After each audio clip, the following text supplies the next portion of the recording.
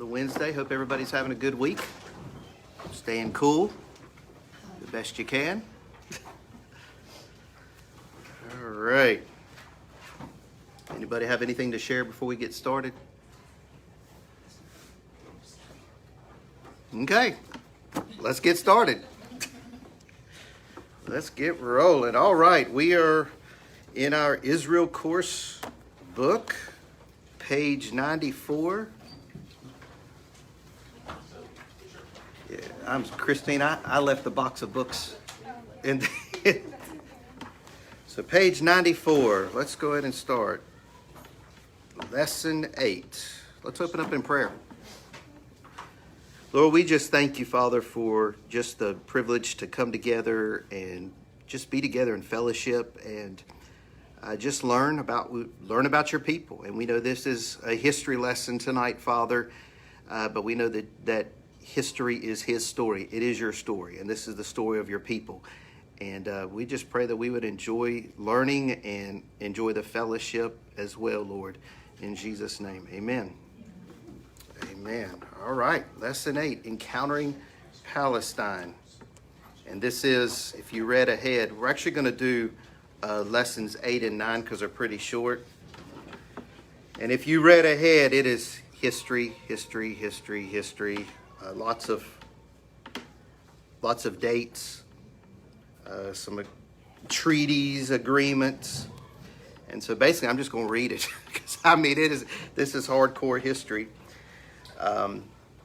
So let's see. Last lesson, we learned Zionism. Who's the father of Zionism? You remember? Alvin, Simon, and Theodore Herzl. Let's see. So we learned about Zionism. Theodore Herzl.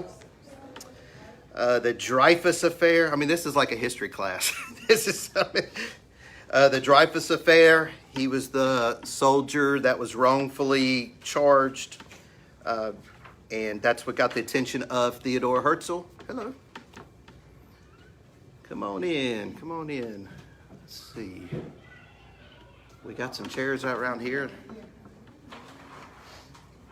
I mean, we could move it if you want to move in the back. That you can have a front row seat, or okay. Oh, that's okay. That's okay. Let's see. What else did we learn? Aliyah from Eastern Europe, specifically Russia. Aliyah basically means migration. We saw the massacres from the Russians, and the Jews started to migrate back to their land. By the way, Dwayne, I was telling Audrey I watched Fiddler on the Roof this past week. And it is an awesome movie. If you haven't seen Fiddler on the Roof, you need to see Fiddler on the Roof. The music is great. It's a great movie. And so, I mean, especially after the things that we've been studying, I mean, it's like, wow, you understand it, you know. So, tradition.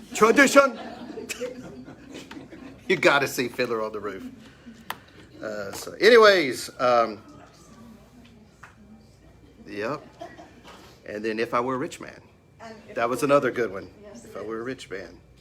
So, anyways, today, discuss Palestine within the context of the Ottoman Empire.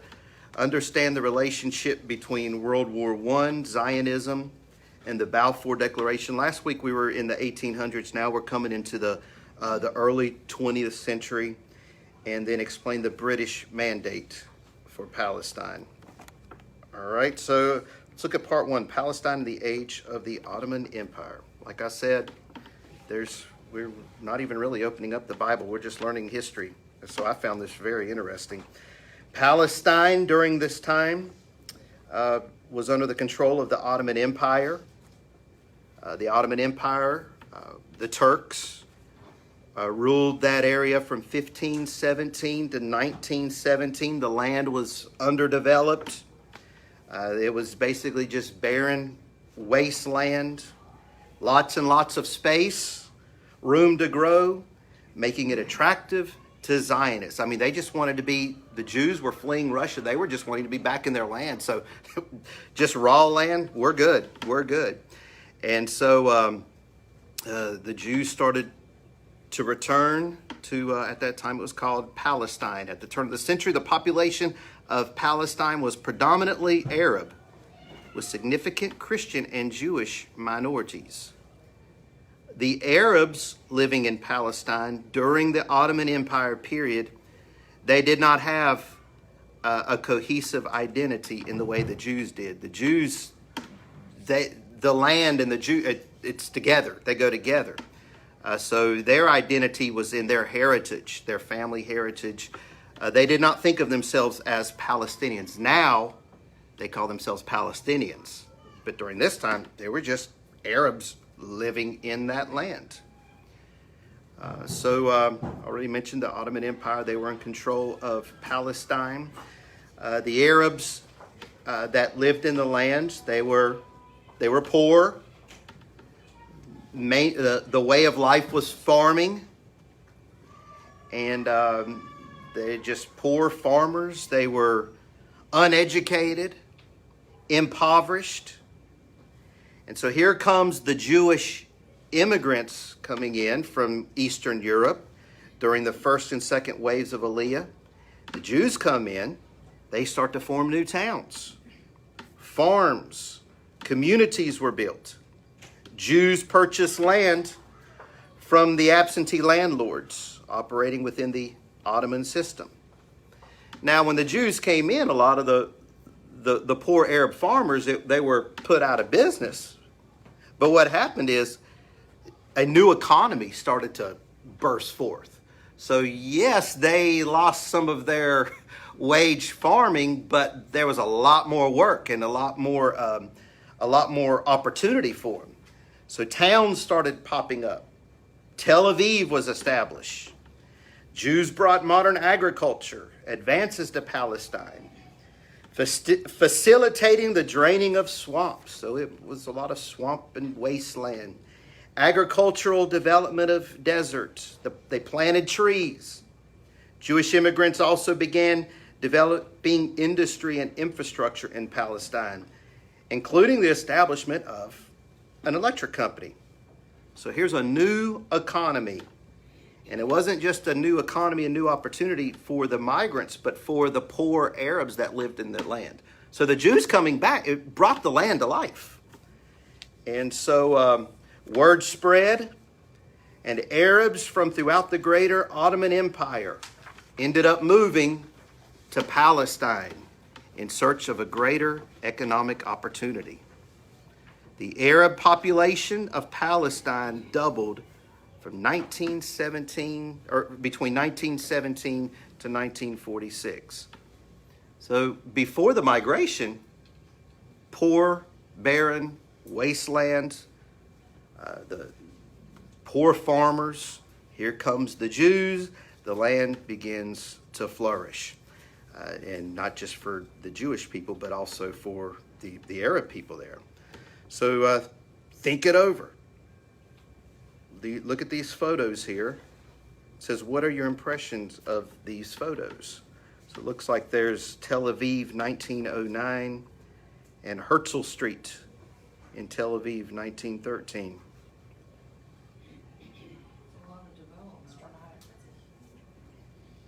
Yeah. 4 years. That's amazing. 4 years here. I feel like all we do is look at a plan and rework. They've been working on the Melrose Road for 4 years. It takes you 2 hours, right, to get to Hawthorne. They're gonna need to repave it before they get done. Yeah. 1909. Yeah. For those that are watching, you can actually go online to the Kufi Israel course, and you can download the booklet. But we're on page 96. But yeah, 4 years, just barren land. So remember, this whole study, it's the history of Israel, but you've got to see the underlying factor. Yes, we're not opening up Bible and looking at Bible passages, but this has to be God, when you look at this. So you see the undertones, just it's covenant. This is God promising his promises coming to fruition, bringing the people back to the land. So yeah, it's amazing. These buildings are phenomenal, and they didn't have all the technological advances. What was the result of Jewish immigration to the land? Technology, enhancements. Enhancements, yeah. It's prospering. Notice everybody prospered. Not just the Jews. The Jews are the only people where they come in and everybody prospers. You don't see it the other way around, the Arabs coming. There's nothing against any people group, but it just shows the blessing on the people. They come in and everybody prospers. So how do these photos compare to modern day Tel Aviv? Obviously Tel Aviv are skyscrapers now, but still the grandeur of these buildings are phenomenal. So the advancements that came with Jewish immigration to Palestine, Tel Aviv was only a few years old during this time period, yet today it is a modern, economically thriving city. Opportunities offered to those living in the land, Jew and Arab, due to Jewish innovation and cultivation. And everybody is prospering because of the blessings of the Jewish people returning. You can read the Did You Know yourself. Okay, so they're returning. So look at part 2. This is some notable historical something. Okay, so it says, as the Jews in Palestine were building up the territory, World War I waged, 1914 to 1918. I am not as familiar with World War I did some studying today. Usually we talk about World War II. That's usually where you get the most, the movies and the conversation is around World War II. But World War I, Jewish Zionists, as well as the Jews in Palestine, played a role in the war and their work. And so working together would lead the world closer to the founding of the Jewish state. So the Allied forces, Britain and France and some other nations, were fighting, they're starting to fight Germany, but they fought the Ottoman Empire to gain back control of this land. The Ottoman Empire, the Turks, this whole region of the Middle East, they controlled for hundreds of years. So Britain is fighting along with some other allies against the Ottoman Empire. The Jewish leaders want to get the support of the British people, the British government. And so they go, the Zionists, the World Zion Organization, under the leadership of Chaim Weizmann, began to work toward gaining British support of a national home for the Jewish people in their native lands. They must have known that the Allied forces are going to take back control. So let's get on their side so we can get the endorsement, so we can get their support to developing a new state of Israel. So on November 2nd, 1917, and this is a big piece of Israel's history, British Foreign Secretary Arthur Balfour wrote a letter to the Jewish community called the Balfour Declaration. This is one of the most significant. This was the starting point. And it basically said, His Majesty's government view with favor the establishment of a national home in Palestine for the Jewish people and will use their best endeavors to facilitate the achievement of this object, it being clearly understood that nothing shall be done which may prejudice the civil and religious rights of existing non-Jewish communities in Palestine or the rights and political status enjoyed by Jews in any other country. So this is huge. The British government is acknowledging the rights of the Jewish people to return to their land. Given the situation of Jews throughout Europe and especially in Russia, where they were subject to terrifying and deadly pogroms, the massacres, the Balfour Declaration had rendered Palestine both a viable refuge for Jews and a promise of creating Jewish life anew. So that was the beginning point. Now, there's a lot of complicated, this whole Middle East is just all of the history and all of the side, this thing and this thing and this thing and things and all these different events. It's hard to wrap your brain around everything. But anyways, so here's what happens next. The British, they offer their support to the Jewish people, while at the same time, they're basically offering their support for the Arabs living in Palestine. So they're saying, Jews, you have the right to have a home established here. And then they basically say the same thing to the Arabs, okay? So they promise the Arabs that are living there the same thing. So Britain and France are fighting together, and they make agreement between them. It's called the Sykes-Picot Agreement. Of 1916. Basically, it was an accord to state, once we defeat this Ottoman Empire, we're going to take this whole region, divide it. The British we're going to take this part, and France is going to take this part. The British would take the Palestine area, the Jordan area, and France would take, there's a map in the back, some other areas. So that was the Sykes-Picot Agreement, that they basically just do a straight line. Once we run the Turks off, we're going to divide it, and boom. So the British, they get the Arabs to revolt against the Ottomans. So while at the same time, there's like this. The British are kind of straddling the fence. They're trying to play two sides. They're promising land to the Jews, but they're also promising land to the Arabs. Now, I started YouTubing a bunch of stuff today, and it is like strange and confusing, but it looks like a lot of the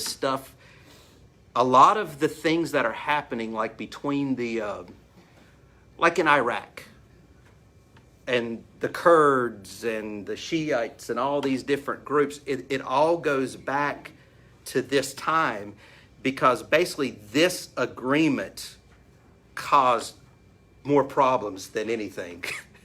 And so you got this group fighting with this group over the property, and this group fighting with this group. And so it's just this one big confusing mess. But it's called the Sykes-Picot Agreement. And basically, Brits going to take this, French are going to take this. And so the Brits get the Arabs to revolt and fight against the Ottoman Empire. So, which, by the way, we were talking a little bit earlier, the movie Lawrence of Arabia, that's this. The British guy that comes in and he fights and helps the Arabs with the Ottoman Empire, which is another, I have not seen that movie. I've seen portions, but that's another one I'll have to check out. So in 1919, Emir Faisal, the emergent leader of the Arabs, he's a good guy, who had revolted against the Ottomans, he signed an agreement with Chaim Weizmann, recognizing that Zionist and Arab wishes for self-determination were not mutually exclusive. So the Arabs and the Jewish, this Zionist leader, they come together and say, okay, let's make this work. So this is a good agreement. And Faisal stated, mindful of the racial kinship and ancient bonds existing between the Arabs and the Jewish people, and realizing that the surest means of working out the consummation of their national aspirations through the closest possible collaboration in the development of the Arab states and Palestine. And so the agreement stated that it would fulfill the Balfour Declaration and sought to encourage and stimulate immigration of Jews into Palestine on a large scale. So basically, the Arab leader, the Jewish leader came to agreement. We're going to dwell peacefully together. The Arabs are going to honor the Balfour Declaration, and everyone's going to live happily ever after. But the caveat was that the Faisal-Weizmann Agreement would only be fulfilled if the British would live up to their promise of an independent Arab state. Because remember, Britain promised the Arabs land. Britain didn't live up to it. So this agreement was basically just flushed down the toilet.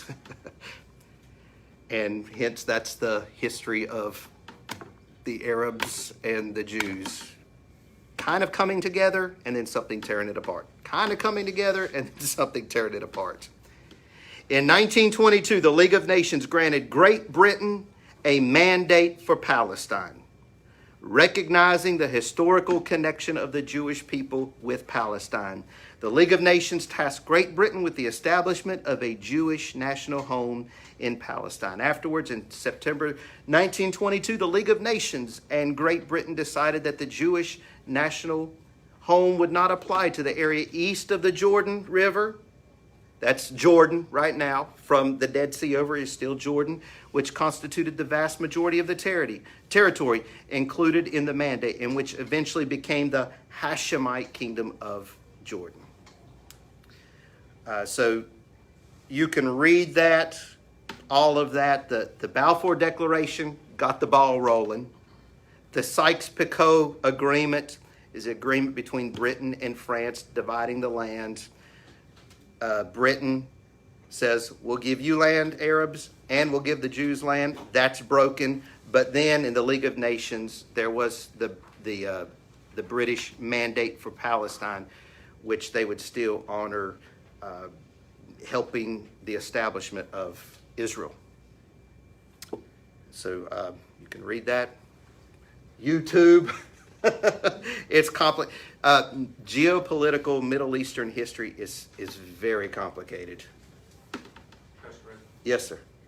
and bear in mind, when you read Palestine, Palestine's not a country. It's not a nation. It never has been. It's a region.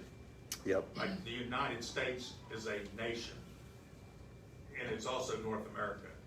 So it's the region of North America and the nation of the United States. Palestine is simply a region. It's not a nation. Never was. That is right. That's correct. However, like Mark said, on that region, they promised the Arabs their own state, then they fulfilled that promise with creation of Jordan.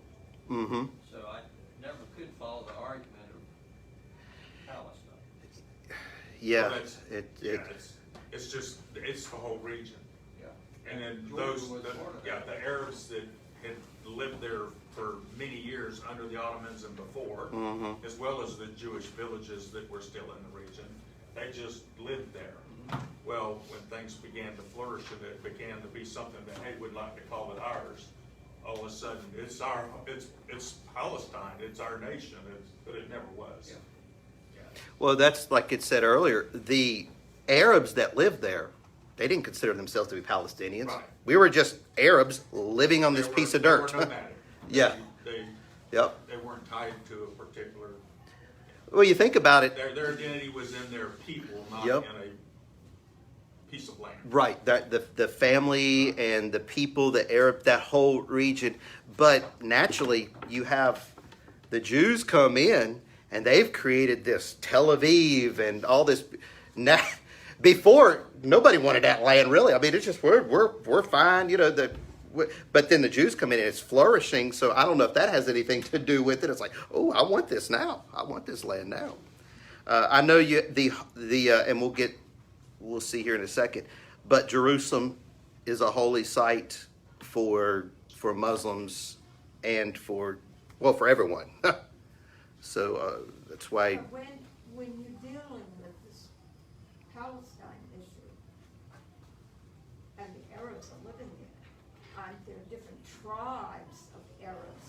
So this tribe doesn't get along with that tribe, and they don't get along with the other tribe, like the Shiites, and there's another name that begins with S. There's like 3 tribes of them, and nobody gets along, but they're all Arabs, but nobody wants to do what the other guy wants to do. Yeah, that goes back to that Sykes-Picot. What they did is, and matter of fact, They're let's still see. very much tribal. That's what's going on in Afghanistan. You got, they're tribal more than they're not national, they're tribal.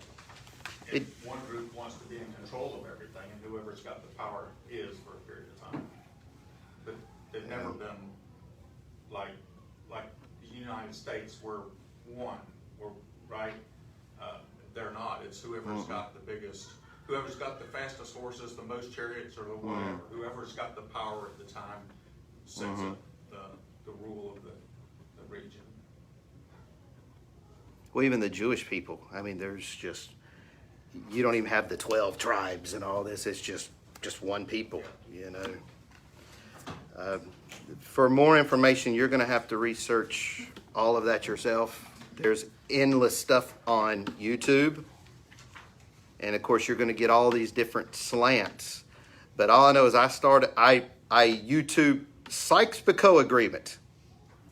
And what I discovered is they're still pointing to that. A lot of these different groups are still pointing back to that, stating that that is what started a lot of feuds over the land throughout the Arab community. And it was over my head. It was over my head.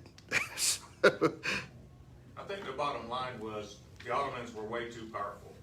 Yeah. And the rest of the world knew they had to be broken down. They were too much in control. So they figured out, Britain and France figured out how to get the Arabs to fight against the Ottomans, who they were under, right? And the promise was when they're defeated, then you'll have your own. Right. You can, right. So that was the promise. And they had to break down the Ottoman Empire. They did that. Oh yeah, that's right. And eventually they fulfilled the land deal as That's well. right. That's right. And that, one of those agreements was between France and Great Britain. It was to give a homeland to the Jewish people. Right. And all of the writing was to give the Jewish people a homeland, but it didn't say anything about the Arabs. That's why they were left in the cold, because Well, it it's did. all about the Jewish people. Well, no. What would the British? If you look at the map, the British would be over. They called it Transjordan and the Israel-Palestine area.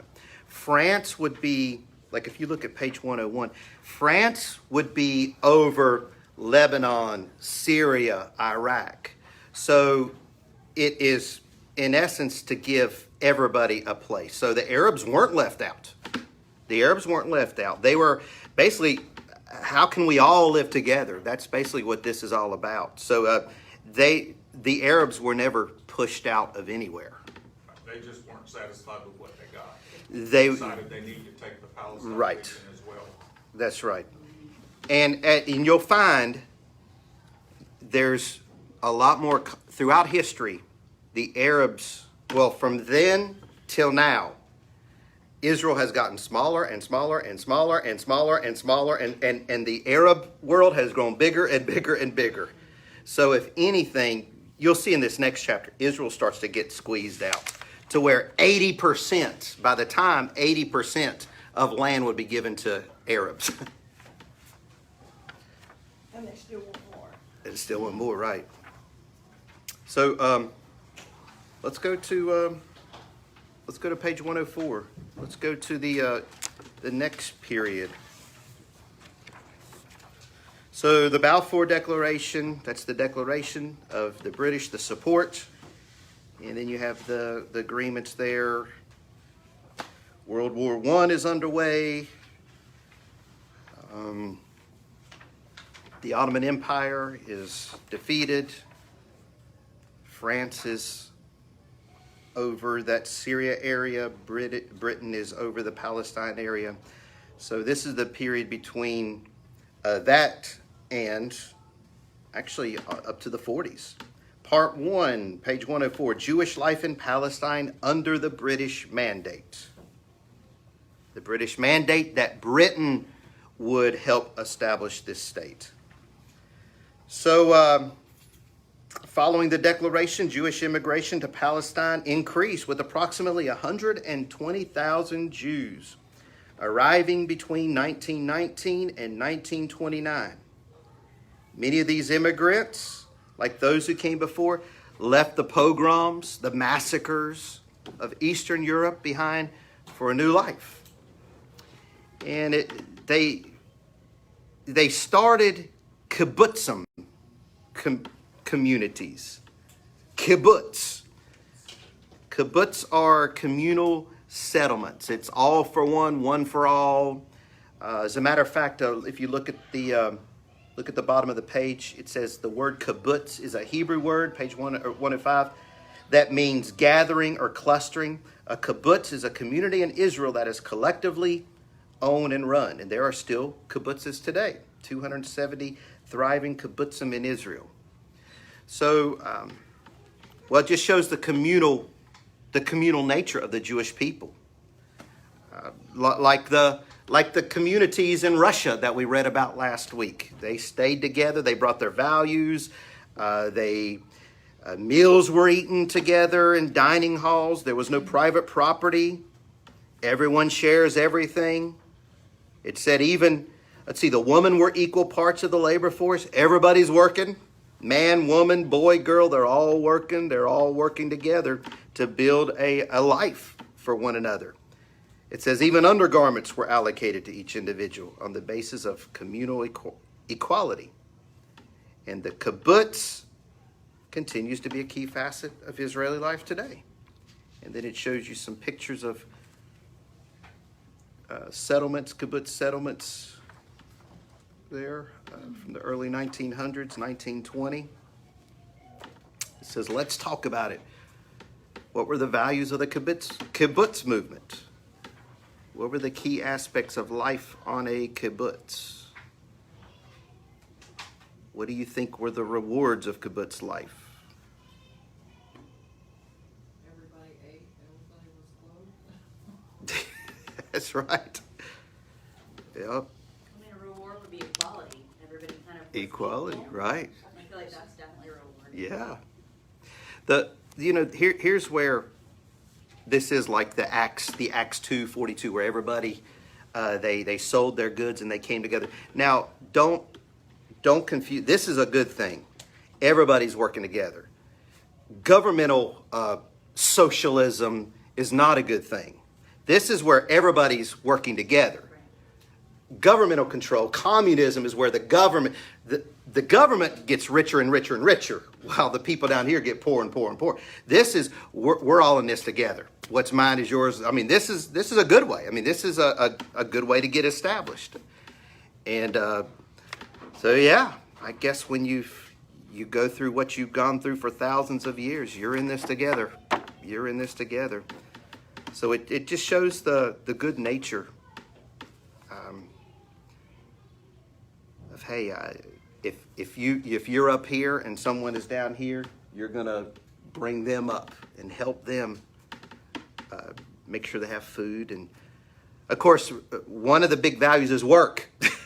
That's why this is a good thing. Government socialism, not a good thing. The government wants to pay people not to work.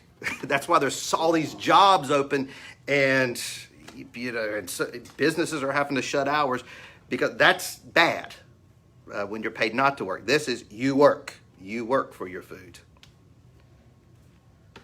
One of the interesting things in past history in America about was during the Great Depression, Franklin Roosevelt had heard about this and how well it was working over there, that he instituted part of that with the tenant farmers in the United States that were out of work. So they put communal farming together and put them all together and gave them the fertilizers and seed. Huh. It didn't work. I think probably the Jews were probably the only successful people that have. It's in their nature to give, to help one another. It just has to be in your nature. You have to. It's like 2,000 years, well, thousands of years of just being forced from one land to another. Yeah, it's not going to work for us. You know, like We want six- what's ours, you know. In the late 60s and 70s, I knew a bunch of Jewish friends of mine that went to Israel and worked on a kibbutz for 6 months. Mm-hmm. And it was very popular on the hippie movement, if you will. That they were drawn into the communal. Yeah. It was very stylish.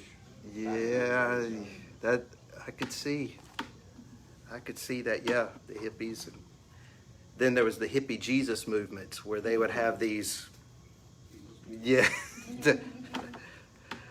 and they would, like these communes, religious communes. How is the kibbutz? What are your impression of the modern kibbutz movement?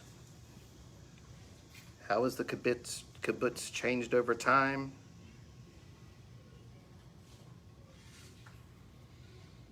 Oh well, you can read through that and learn about the kibbutz.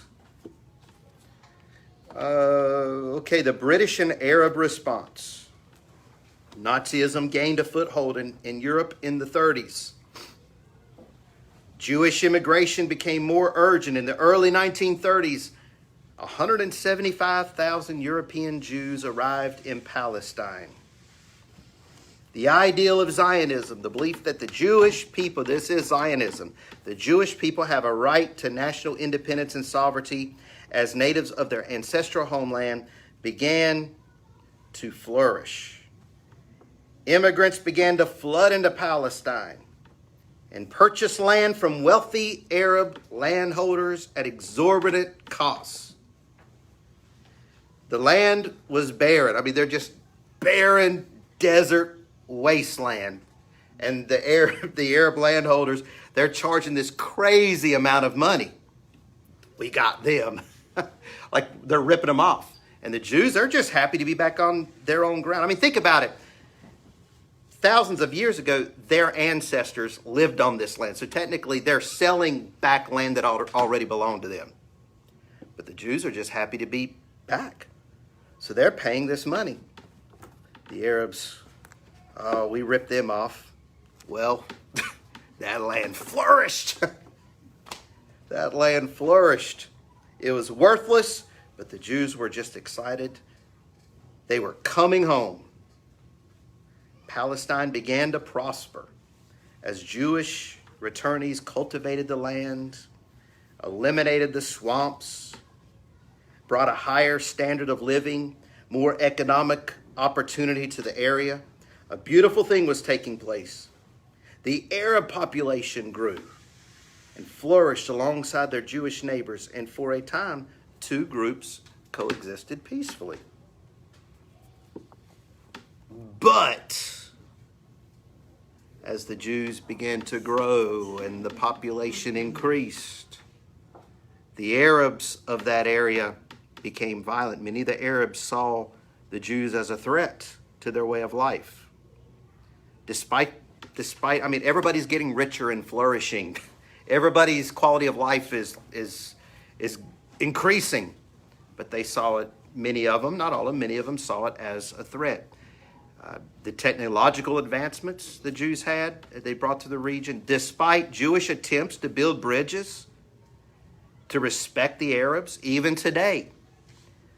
You see in Jewish area, you see harmony. You see all different people groups living together, dwelling together, and prospering.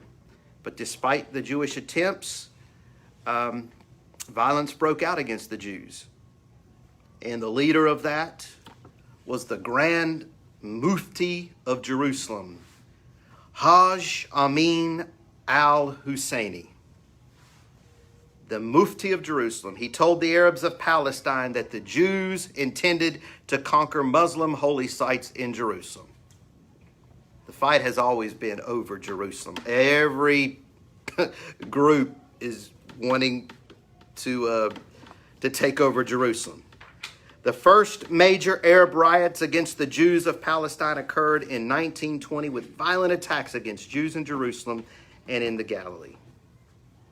You can read that story from Avraham, who was a survivor of that massacre. So the violent attacks, anti-Jewish sentiment among the Arabs of Palestine continued to develop throughout the 1930s. Husseini organized groups of Arabs were encouraged to attack Jewish communities, eventually developing into an all-out war against the Jews of Palestine and an Arab revolt against the British mandate.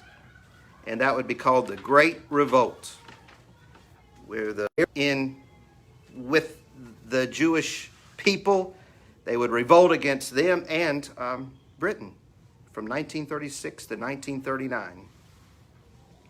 The Mufti, Hamid al-Husseini, ended up going to Nazi Germany and would end up helping Hitler with his final solution of exterminating all Jews from the world. And there you see a picture of Husseini with Adolf Hitler, the 1930s. Now it says it's important to note that this is the era where we first see the beginnings of Arab-Palestinian nationalism. You mentioned just a region. Palestinians just a region. The Arabs are just the Arabs. Well, now they're starting to stake their claim, and this is where we see Arab-Palestinian nationalism. See, up until that point, the Arabs of Palestine, they didn't have an understanding of themselves as somehow separate from the rest of the Arab world. You know, they're Arabs living in the land. But now they're starting to claim the land. We are now Palestinian Arabs. And that became their identity. And it started towards opposition to the Jewish people, which obviously is still strong today. The Arabs' revolt created a problem for the British. They had a responsibility as part of the mandate to steward the creation of the Jewish national home. I mean, here's the British have been straddling the fence all along, trying to appease the Arabs and trying to appease Israel because they made the declaration. They promised they've been given the mandate, but now they've got a problem because, they've got to live up to helping the Jews develop their land, but then they also wanted the oil reserves throughout the Middle East. So British needed to maintain positive relationships. So here's what the British did. Once they got confronted, once they saw the riots and the revolts of the 1930s, the British began to limit Jewish immigration to Palestine. They cut it off. As the 1930s moved forward, the British restricted land sales to Jews in Palestine. So it's like, okay, this is how we'll control this. We'll just limit who can come in now. Meanwhile, Hitler is starting to gain more power and control. By 1921, the British had partitioned the land set aside for Jewish national home by the mandate for Palestine into two prospective states. Here, the partition gave 77% of the land to an Arab state called Transjordan and 23% for the Jewish people. So, I mean, there's where they were doing what they were definitely including Arab to the tune of 77% of the land. So eventually the British decided that the initial mandate was no longer tenable. The Arab riots of the 20s and 30s prompted Britain to draft the Peel Commission in 1937, which once again recommended partitioning the land, this time with 80% going to the Arab state and 20% to the Jewish state. Israel just keeps getting smaller and smaller. Until the partition plan, the British would have control over the central area of Palestine, and you can actually see the map with the remaining land going to the Jews and the Arabs. The Jews obviously didn't like that they're only going to be getting 20%. But as always, they said, you know what? We're just happy to be here. We'll take it. However, the Arabs revolted. We got to have 100%, not 80%. And the partition plan did not materialize. So there you have it. You've just learned a significant amount of important historical information. Process through the following discussion prompts. Process it. Imagine that you are a Jewish immigrant from Eastern Europe to Palestine. What does it feel like to be faced with Arab attacks against your new community? Should be used to attacks. You're there because you faced attacks by the Russians. And then you come, and then the Arabs are attacking. Everywhere they go, they've been attacked. In the movie, on the movie with the Fiddler of the Roof, on the last part when the constable comes and said, "You've got to leave," and Tevi, he says, "Perhaps that's why Jews always have their hats on, always ready, because we're always moving, always moving." Why do you think the Arabs reacted with such violence to increasing Jewish immigration? Were there other options? Put yourself as an Arab coming in.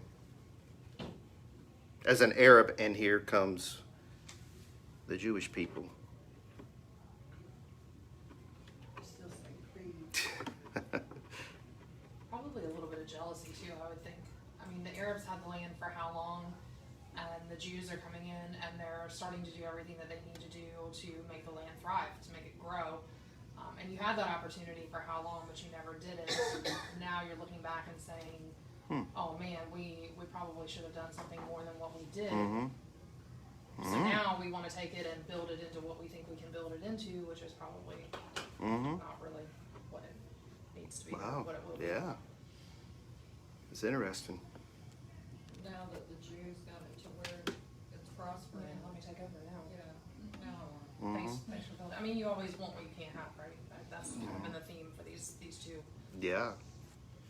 What's interesting is the land is actually more valuable in Iraq and where all the oil reserves are. This is just, so. Only reason it's rich is because the Jews. Yeah. live there. God's, well, see, that's the hope we got to just keep in mind. This is all about God's blessing. All about God's blessing, God's promise on his people. Think about the British solution to limit Jewish immigration to Palestine. Let's see. Why do you think they reacted? Were there other options? What would you have done? Okay. Think about the British solution to limit Jewish immigration.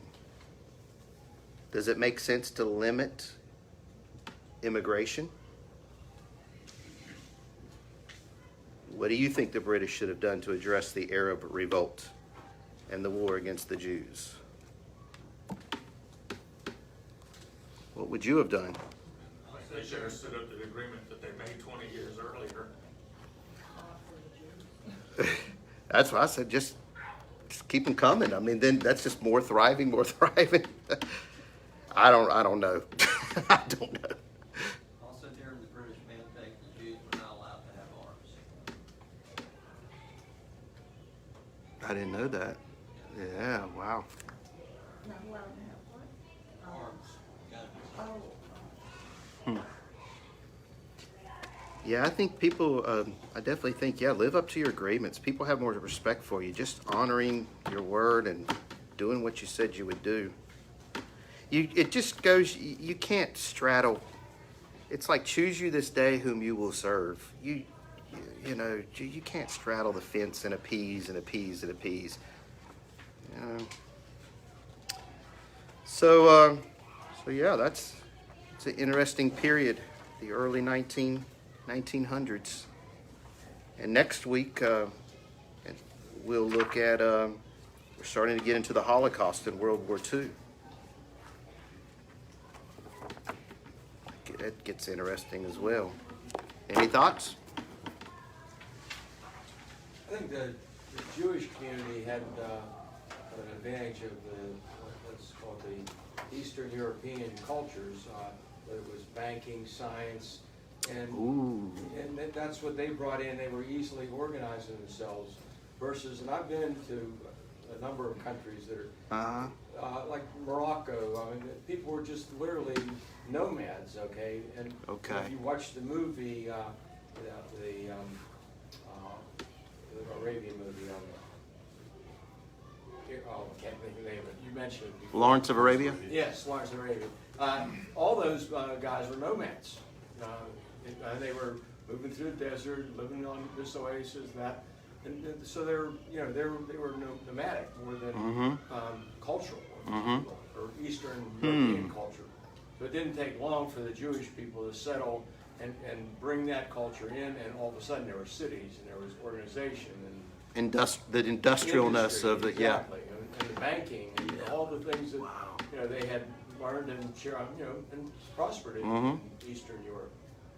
And I mean, my grandparents came from Hungary, and I mean there was a lot of Jewish influence in that area and Germany. It's interesting. So yeah, it's almost a blessing that they were there to be able to learn. Teenagers wanting to go live with the Jews. Yeah. Right? I mean, just, So what? wanting to go live in the Jewish community. Oh, okay. That were thriving and had things and educated, right? That others weren't. So I mean, that would have been a culture shock for them. Right? It's interesting. Dad, I don't want to live in a tent no more. They got buildings. Well, yeah. Cars, Yep. not camels. The electric, so they brought in electric companies and. So that's a threat to their lifestyle, their community or whatever. Yeah. Wow. I've been in a lot of different places where we celebrated something in a tent. Celebrating the tent. Yeah. Well, we're going to sign off. Thanks everybody for watching.